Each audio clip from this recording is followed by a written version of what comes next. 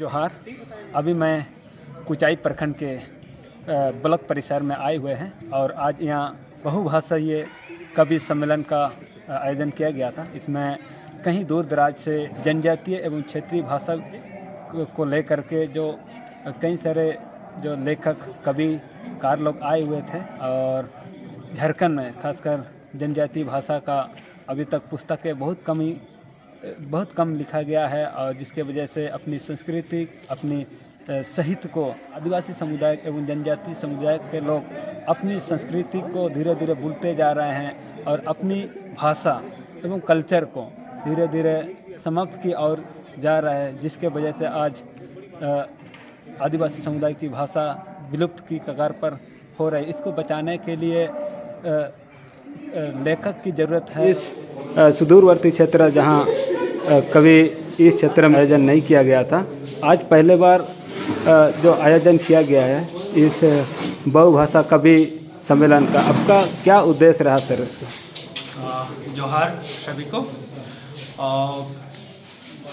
मनुष्य एक सामाजिक प्राणी हम लोग जानते हैं, इसके साथ साथ मनुष्य एक सांस्कृतिक प्राणी भी है मेरे विचार से, क्योंकि सबके अंदर दुख दर्द ये महसूस करने की क्षमता होती है।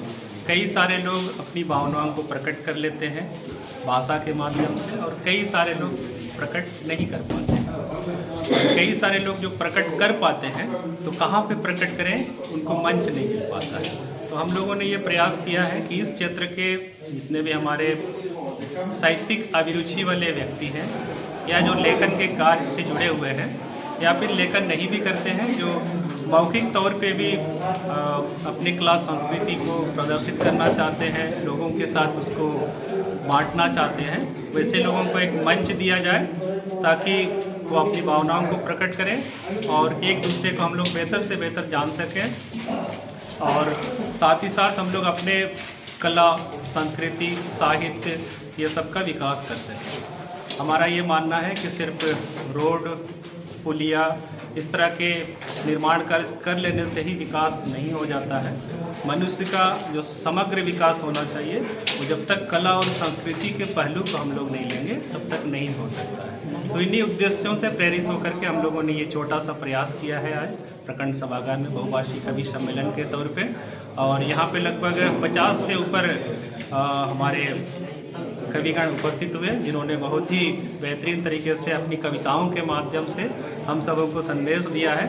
और हम लोग चाहेंगे कि इस क्षेत्र में इस तरह के आयोजन होते रहें, लोगों के बीच इस तरह का आदान प्रदान होता रहे विचारों का, और हम लोग अपनी कला संस्कृति को और बेहतर कर सकें और मजबूत कर सकें, उसको संवर्धित संरक्षित रख सकें। सर, इस सम्मेलन में किन किन जनजातियों के जो कविकार या साहित्यकार लोग पहुँचे हुए थे? इस पे ये किसी जनजाति विशेष के लिए नहीं था, इसमें हिंदी भाषा से भी लोग थे। हिंदी भाषा के राष्ट्रीय स्तर के जो नामचीन हस्ताक्षर हैं वैसे लोग भी यहाँ पे मौजूद रहे, और साथ ही साथ हमारे क्षेत्र में जो हो भाषा बोली जाती है, मुंडारी भाषा बोली जाती है, कुड़ुक भाषा बोली जाती है, संताली भाषा बोली जाती है और साथ में कुड़माली भाषा बोली जाती है। इन भाषाओं के भी अनेकानेक कविगण यहाँ पे उपस्थित हुए। हम लोगों ने अलग अलग भाषाओं में अपनी प्रस्तुति दी। अभी जो नए युवा पीढ़ी लोग हैं उन लोग भी अपना भाषा को लेकर के पुस्तक लिखना चाहते हैं, उन युवाओं को आपकी ओर से क्या संदेश देना चाहोगे?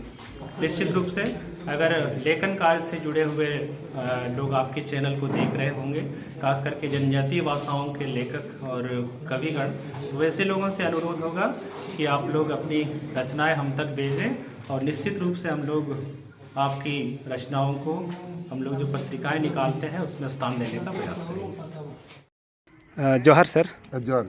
आपका परिचय सर? मेरा नाम तिलक बारी है, गांव है बामेबसा, टोंटो प्रखंड में है। आज जो यहाँ कुचाई ब्लॉक परिसर में बहुभाषीय कवि सम्मेलन में जो आज आयोजन किया गया था, तो इसमें ये क्यों ज़रूरत पड़ा कि आज इस सुदूरवर्ती कुचाई क्षेत्र में इस तरह का सम्मेलन करने का?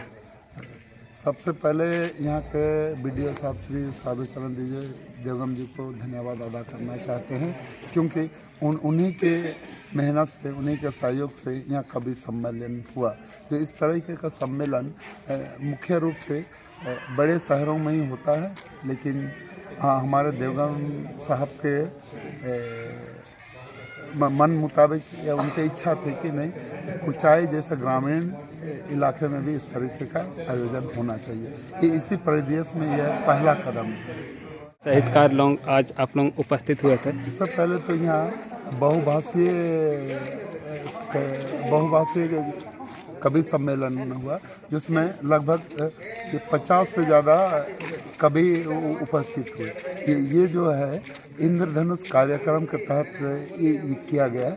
इसमें हो भाषा के लगभग ये 25 से 30 कवि गीतकार शामिल हुए, जिसमें मुख्य रूप से श्री जवाहरलाल बंखरा जी, सिकंदर बिरोली जी, श्री दिलदार पूर्ति जी, उसके बाद श्री सतीश समर जैसे गायक वगैरह भी हमारे देश में उपस्थित थे। उसके बाद उड़िया, बांग्ला, हिंदी, संथाली, इस तरीके का सभी क्षेत्रीय भाषाओं के कवि यहाँ उपस्थित हुए का पाठ किया गया। तो उस बीच में हमारा एक चौथा कहानी संग्रह जो है राशिकन बांकुड़ी का विमोचन भी श्री जन्म सिंह सोए जी पद्मश्री के हाथों हुआ। ये हमारे लिए बड़े खुशी की बात है। खासकर जनजातीय भाषा में पुस्तकें बहुत कम दुकानों में मिलती है, तो पुस्तक अगर नहीं रहने से क्या जनजातीय समाज के जो सांस्कृतिक है उन चीज़ों को जो बच्चे हैं या जो लोग हैं कैसे पढ़ेंगे? इस दिशा में आपका कहना बिल्कुल सही है कि पाठ्य पुस्तकों की संख्या कम से कम है। इसी दिशा में सबसे पहले मेरी पोस्टिंग यहाँ पर रेलवे का मैं कर्मचारी रहा हूँ।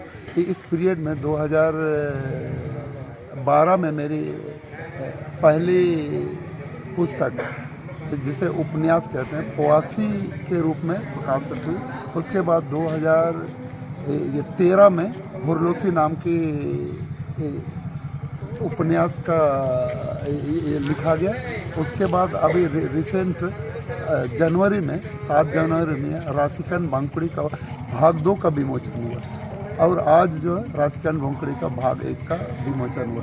जो पाठ्य पुस्तकों की कमी आपने जो दर्शाया, इस दिशा में हम लोग का प्रयास सासा किते हुआ प्रकाशन के नाम से हम लोग प्रयास कर रहे हैं। अभी तक जितने भी हमारे प्रकाशन से किताबें पुस्तकें हुए सबका ISBN नंबर भी हम लोगों को मिला। इस दिशा में और भी कई तरह के का चीज़ हम लोग प्रयास कर रहे हैं, जिसमें हमारे सामने में श्री सृजन हाइब्रो जी इनका भी एक मैंने क्वेश्चन आंसर जो CGL के लिए उपयोगी है ये प्रकाशित हुई है। मैं ये संदेश देना चाहता हूँ कि अगर कोई ये नवसृजन लेखक है जो लिखने में इंटरेस्ट रखते हैं तो हम लोग का सहयोग हमेशा बना रहेगा। तो हमारे प्रकाशन की ओर से ISBN नंबर देने का हम लोग हमेशा प्रयास किए हैं और हमेशा मदद करते रहेंगे। बस ये कहना चाहते हैं कि हमारे बीच में जितने भी समाज सेवी हैं जो आर्थिक कमी की वजह से कई लेखकों का पुस्तकों का प्रकाशन अभी तक नहीं हो पाया है, इस दिशा में हम लोग प्रयासरत हैं।